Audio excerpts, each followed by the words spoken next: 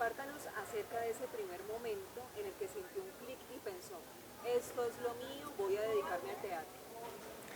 Hola María. Bueno, lo primero que tengo como memoria no es tan encantador, pero si uno dice ese clip, eh, es una historia de la vagancia mía de joven. Eh, no tenía un horizonte claro, todo estaba más o menos nublado y en ese horizonte lejano, inalcanzable, perdido, me encontré un día que de niño el circo me fascinaba. Para mi generación, un niño que crecía en los años 65, 68 por ahí, un niño de 9 años, y, vi el circo y el cuerpo, la acrobacia que yo veía me hizo un efecto y yo empecé a entrenar solo, sin maestro, sin nada, con una iniciativa y luego pasaron los años, esto quedó escondido y pasando la adolescencia me reencontré un día viendo una obra y el clip fue ese, fue así, de manera muy olímpica, dije, yo puedo hacer eso. Así comenzó. Entonces, poco a poco me puse a ver más obras y ahí entré a un grupo de teatro, que fue el Teatro La Máscara en ese entonces. Estuve 5 años formándome allí y allí justamente después de 5 años se creó el programa de arte dramático aquí en la Universidad del Valle por el maestro Enrique Bonaventura. Y ese fue el otro clip. Dije, no, yo más grupos, no, yo me quiero sentar a estudiar el teatro. Y abandoné esto de los grupos y me inscribí en la universidad. Entonces, bueno, me tocó hacer, yo no tenía bachillerato, ya tenía, ya tenía 23 años, entonces tenía que resolver el bachillerato. Y me enteré que el ICFES admitía un examen y te volvías bachiller, eso me emocionó. Entonces, durante 5 meses comencé a prepararme, no me volví a leer ningún cuento, sino todo lo relacionado con la tabla periódica, etcétera, etcétera, etcétera, y presenté un examen, lo pasé, fui bachiller, me inscribí y en ese tiempo, para uno entrar a la universidad, no importa si era artes, todos teníamos que pasar un examen en la universidad, ese también lo pasé. Y luego pues ya hice el de aptitud, ahí quedé, comencé en el año 83 a estudiar, terminé en el 87, terminé y me contrataron como profesor y todavía estoy hasta 2025 en ese rol de hombre de teatro, docente, poeta, enamorado de este arte que tiene sus secretos.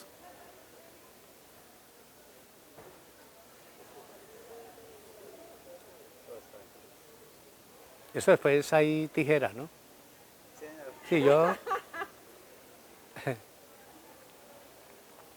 ¿Qué aprendizajes significativos le ha traído su camino creativo a nivel personal en cómo ve la vida o se reconoce a sí mismo?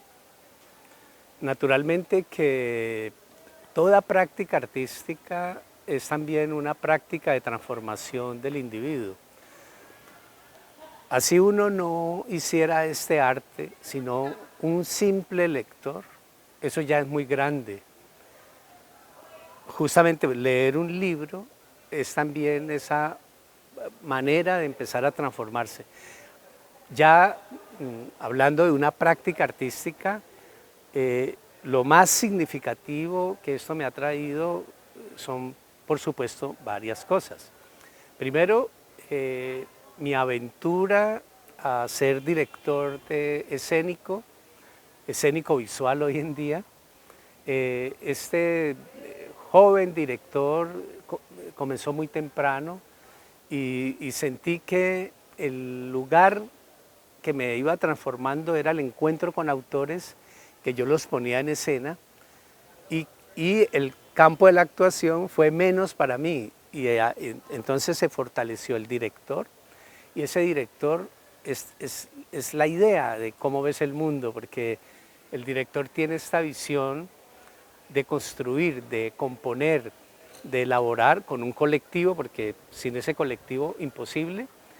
Pero lo que más me ha significado es justamente que entré en el teatro pensándome como director escénico. Y en ese sentido descubrir la vida, pensar la vida, soñar con proyectos, imaginar, porque mientras comienzo una puesta en escena es también una puesta de sueños despierto, sueño despierto, y todo el tiempo imaginas, caminas y vas imaginando, te acuestas, imaginas la escena. Todo esto es muy bonito, es un poco loquito, pero me ha fortalecido mucho en la manera de pararme en la tierra misma, de este mundo adverso a la poesía.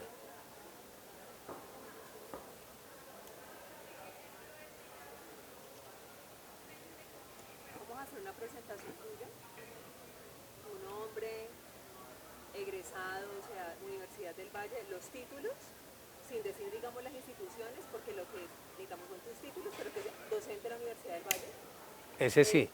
autor de el proyecto, sinopsis del proyecto y como una invitación, como que qué chévere que cuando la vean podamos encontrarnos, hablar acerca de la obra, hablar acerca, como eso, hacer la invitación, cerrarlo de esa manera. ¿Vale? Me llamo Douglas Salomón, soy profesor de la Universidad del Valle.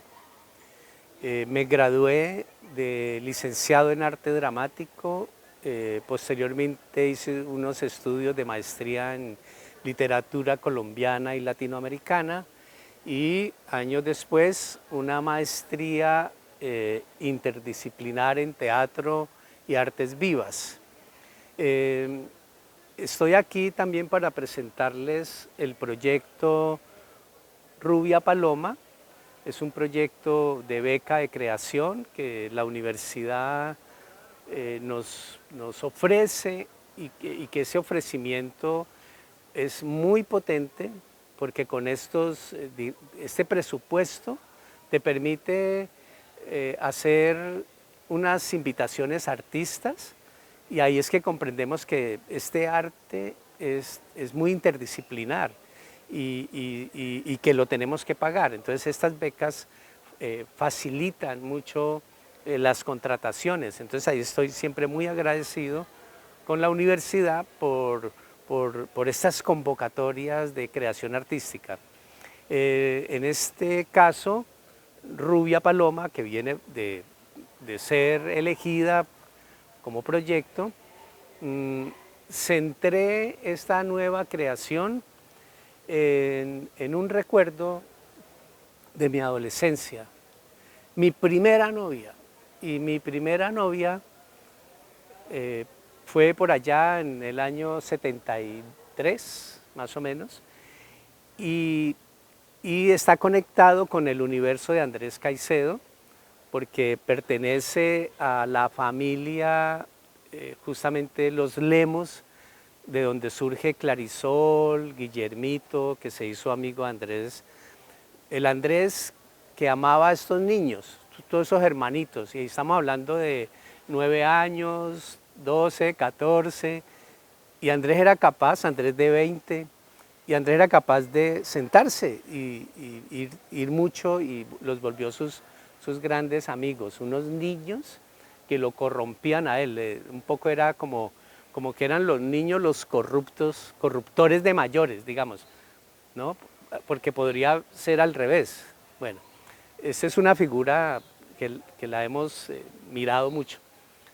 Bueno, por ahí comenzó. Entonces, esta niña, ya años después, que ya no era mi novia, ya ella adolescente, ella desapareció, ella la asesinaron probablemente, su cuerpo nunca apareció.